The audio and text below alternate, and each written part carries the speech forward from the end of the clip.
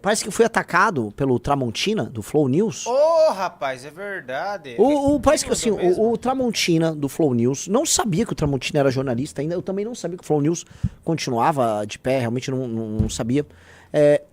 Parece que eles deram uma opinião sobre o MBL ontem, né? E a opinião foi bem imprecisa. E eu vou tentar, eu tô numa fase assim que eu só vou ficar sendo muito grosseiro contra os nossos adversários políticos. Jornalista, vamos tentar ser educado, na medida do possível, correto e tal. Mas nós temos que corrigir as imprecisões, porque quando vem a imprecisão ali, aí fica fogo, né? Vamos lá? Vamos lá. Então, uma coisa, você não... Ô Paulo, eu quero te perguntar uma coisa. Você não era do MBL? Eu não. Quando que você entrou no MBL?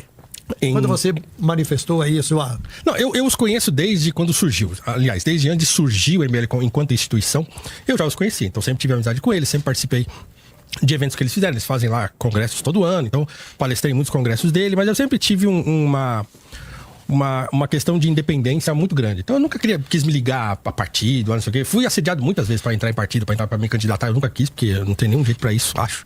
Então eu sempre me mantive à distância de ter que me ligar a alguém, a algum grupo e tal. E tava tudo bem, né? E eu fui me unir a eles, por quê? Porque, claro, eu comecei a conversar com eles mais vezes. Inclusive, quando eu ia fazer o News lá, né, que era lá no mesmo conjunto onde o MBL é. Então, de vez em quando eu saía do News e passava lá. E ficava lá conversando com eles.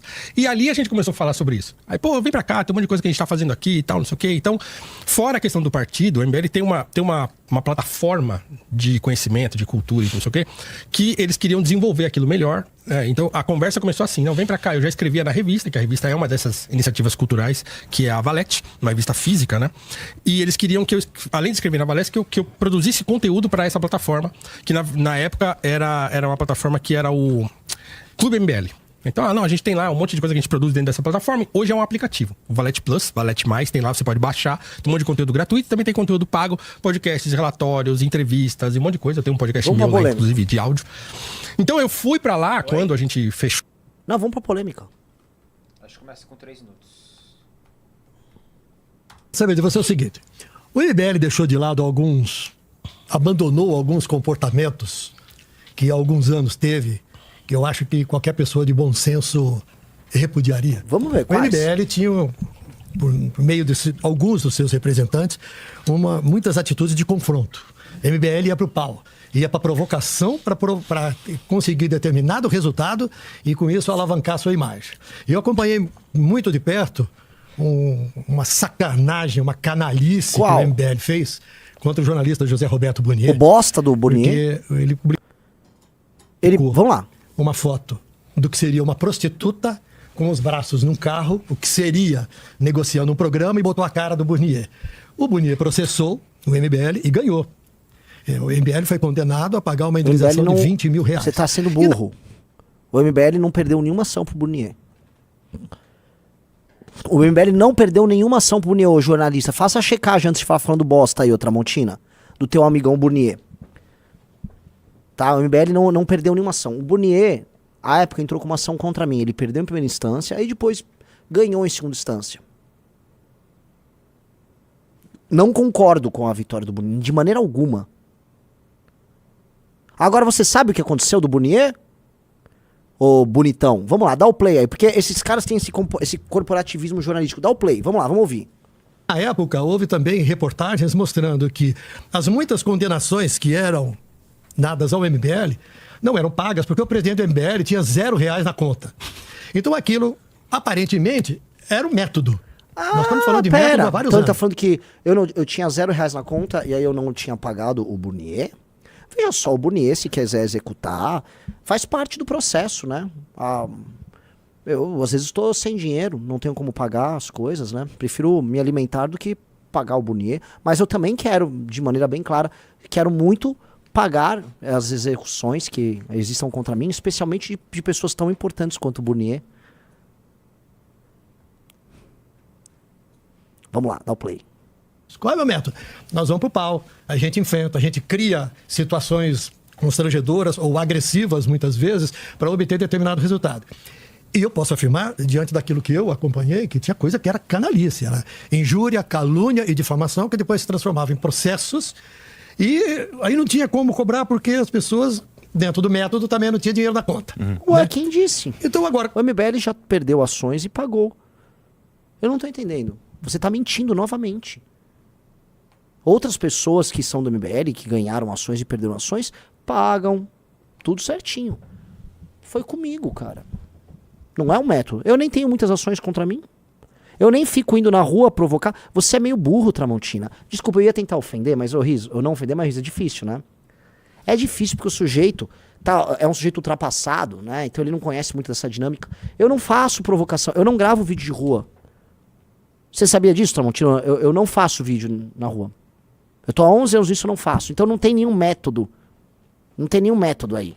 Sacou, Tramontina? Você tá sendo só, assim, impreciso e trabalhando com má fé. Mas aparentemente, Tramontina, você é amigo do Burnier, né? Aí eu preciso te falar o que o Burnier fez. A gente vai contar pra você. Vamos lá, deixa ele falar. ia perguntar, agora que você está no movimento, esses métodos não existem mais? Ó, assim, o MBL amadureceu muito, assim, do que eu conheci pra agora. Amadureceu muito, eles amadureceram bastante. Tanto é que, sim, começaram, eram todos, sei lá, tinham 20 e poucos anos, todos eles. Eu sou o mais velho hoje ali dentro daquele ambiente. Você é o tiozão. Eu sou o tiozão, Então, assim, eles amadureceram bastante. Não dá pra dizer que, assim, o método de chamar atenção é um método que, se você não chamar atenção, você não é visto. Hoje, rede social funciona assim, infelizmente. Eu, por exemplo, sou um cara, eu tenho lá o meu canal no YouTube.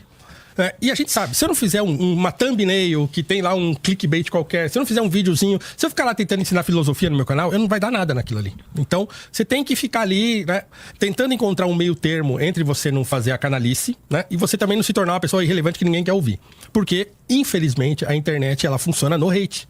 Ela funciona na confusão. Ela não funciona no método normal de você trabalhar. Então, o MBL aprendeu isso muito cedo. Não, é provocando, é não sei o que, tal. Então, esse método de provocação do grupo foi o que alavancou o grupo. Então, não, isso a gente assim, não Paulo, pode você negar. tá sendo impreciso, que alavancou o grupo foi luta contra o impeachment. Foi luta contra o impeachment. E isso não tem nada a ver com o caso do Burnier. Até porque o caso do Burnier, o Burnier me processou por causa de um meme que não tem nada a ver com coisa de rua. Agora, você sabe o que o Burnier fez quando eu encontrei o Burnier ao vivo? O Burnier, no momento que estava havendo o protocolo do pedido de impeachment, na verdade a assinatura em cartório do pedido de impeachment da Dilma Rousseff, havia um senhor de 90 anos, que era o Hélio Bicudo, que morreu logo em seguida. Era um senhor frágil, pequenininho, doente, tá? Um advogado com mais de 90 anos. E aí o Burnier chega na frente daquele senhor de 90 anos e começa a falar rápido, ir pra cima dele. Não, porque isso é um absurdo, uma peça golpista. O Burnier, o Tramontina, o jornalistão Tramontina, o Burnier foi pra cima de um senhor de idade e ele fez um método de provocação que pra vocês jornalistas é válido.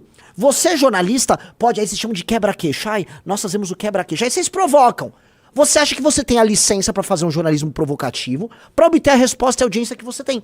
Agora outros não. O Arthur Duval não pode fazer isso. Não, aí é provocação política. Gozado. O Burnier podia. Aí eu, na hora, cheguei e falei, ô, se acalma aí. Não vai falar assim com o senhor de idade. Pergunta pra gente. Tinha eu, tinha Janaína Pascoal, tinha um monte de gente que era signatário do pedido de impeachment. Ele foi no velho, de 90 anos, que tava prestes a morrer. Eu defendi o Hélio Bicudo. Porque ele estava usando desse método que o Tramontina tá denunciando. Tá aqui, ó. O Burnier, o bonitão, foi fazer, né? Mamãe falei, no senhor de idade de 90 anos. Tramontina. Quem foi fazer provocação foi o Burnier. Pra matéria da Globo, que a época era contra o impeachment. Foi lá, Burnier, lá no cartório, ficar fazendo provocação pra um velho de 90 anos. Um senhor de idade que mal tinha força pra falar, pra responder. Porque, vamos colocar, o Burnier sempre foi petista, é um jornalista petista, e aí ele tinha que tratar o Hélio Bicudo, que é um ex-petista, como um traidor. Aí ele foi lá pegar o traidor. E eu não deixei. E depois, fizemos um meme. O meme era basicamente isso que o Tramontina descreveu mesmo. Havia uma garota de programa debruçada sobre um carro, indicando que há certo tipo de jornalismo que entrega a si a troco de dinheiro. Era isso que o meme queria dizer. É uma crítica política ao jornalismo. Alguém aqui acha que o jornalismo da Rede Globo não se entrega mediante...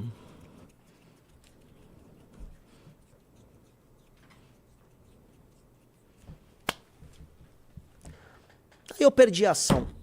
Perco 10 vezes uma ação se for pra defender o Hélio Bicudo. De uma ação desse tipo do Bonier. Perco 10 vezes que fez rejeição. Perco 1000 vezes. Mas não vou deixar um cara desses humilhar um senhor como o Bonier, como o Bicudo. Não vou. Não vou. Não vou. Tá? Aí fica esse Tramontina dando a versão do Bonier. Lógico que você vai dar a versão do jornalista old school, global. Sacou? Não vai humilhar a porra do Bicudo, não vai humilhar o legado do impeachment. E nós vencemos e você perdeu, Bonier. Você pode ter ganhado uma açãozinha merda, nós ganhamos o impeachment. Nós estamos na história. Você, no máximo, vai tentar contar ela. Vamos lá, vamos ouvir mais um pedaço aí, se tem mais... Hoje em dia a coisa tá muito mais pé no chão, mas é óbvio que, vez por outra, você cria lá uma ideia e uma coisa que pode chamar, lei anti-Oruan. Então, assim, vê, eles pautaram o debate público de segurança pública, o MBL pautou esse debate com essa lei, com esse apelido, né, muito ligado a um artista muito famoso e tal. Aliás, ó, notado no meu caderninho. Oruan, hoje, tá preso desde o dia 22 de julho. 22 de julho, faz a conta. Julho, agosto, setembro, 2 meses e pouco, né? A família tenta tirá-lo da cana e não consegue. Desculpa, eu te interrompi só mas falando do Oruan. E foi uma coisa que foi pautada, né, pela Amanda Vitorazzo, que é a vereadora do MBL aqui em São Paulo. Então, quer dizer, virou um statement importante pro grupo e que alavancou mais uma vez o grupo. Então, você criar situações em que seu nome surja e vá pras redes sociais e todo mundo fique falando por dias de você, é uma tática que qualquer um que quer ser visto na internet vai adotar. Também discordo, Paulo. Não é pra ser visto. Nós queremos lutar contra o crime organizado. Não é sobre ser visto. É sobre meter ele num sujeito como o Oruan uma arma política que gerou os erros e que fez com que ele fosse preso. Nós tornamos esse tema grande o suficiente para que ele terminasse na cadeia. Vamos lá. Era visto. Mas eu acho que amadureceu. Hoje tem muito mais cuidado com certas coisas, no que vai falar, no que vai fazer, mesmo porque com o partido saindo, então óbvio que você ganha um peso institucional muito maior. Quer dizer, o MBL, enquanto grupo político, vai continuar existindo. É um jeito bacana. E ele quer ter uma relação bacana com essas pessoas. Só que esses caras não são bacanas, esses caras não são legais. O Tramontina não tá de boa fé. Mas vai ser difícil você dissociar o partido do grupo. Né? Então o grupo ele vai precisar se adequar a uma lógica de não prejudicar o partido, por exemplo. Então é óbvio que isso tudo tem que ser pensado. Então, né, tem que mudar a dinâmica do grupo, né, o que eu acho que já vem acontecendo. Nós tivemos, inclusive, problemas. Porque o nosso estúdio era no mesmo prédio que tinha sede no escritório da MBL. Você usou aquele estúdio, também trabalhou lá. Sim, né? Sim. E hoje você continua como integrante do MBL, você continua visitando o mesmo lugar. Mas eles começaram a fazer guerrilha contra os convidados que iam pro nosso estúdio. Que convidados? Né? E aí, na hora que o convidado sair... O Guilherme Boulos apareceu no escritório, no prédio do MBL, e a gente não vai falar com o Guilherme Boulos. Vocês que foram pro prédio do MBL, vocês do Flow News que foram pro prédio do MBL, vocês sabiam que a gente tava lá? Eu até avisei, se aparecer cara que a gente não gosta aqui, que pode botar a vida das pessoas que trabalham aqui em risco, não é culpa minha, tá?